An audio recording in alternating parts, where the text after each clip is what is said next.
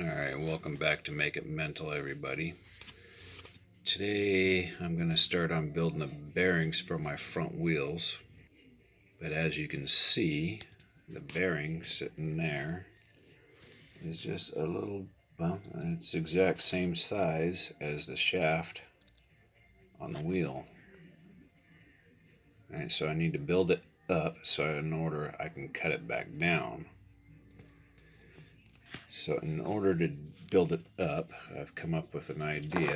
I found out that these pieces that you see right here, get some focus here, those pieces that you see right there actually came the centers out of here, and they slide over this perfectly.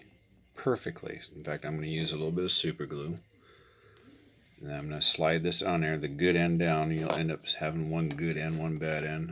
As you can see, there's a good end right there. So I'm going to put this face down after cleaning it thoroughly, and use a little bit of like denatured alcohol, a couple of cotton swabs. And I'm going to glue it down onto this shaft here. And then I'm going to fill this area here with epoxy up to where it's level. And that's the purpose of having the tape on here. So there's a taped wheel. You don't want too much bleeding through the front. I want to retain some of the detail, so just take your time and press it on. And we'll let that sit overnight. But before we fill it up with epoxy, after that's glued in, we want to take our shaft right here. We want to clean our shaft.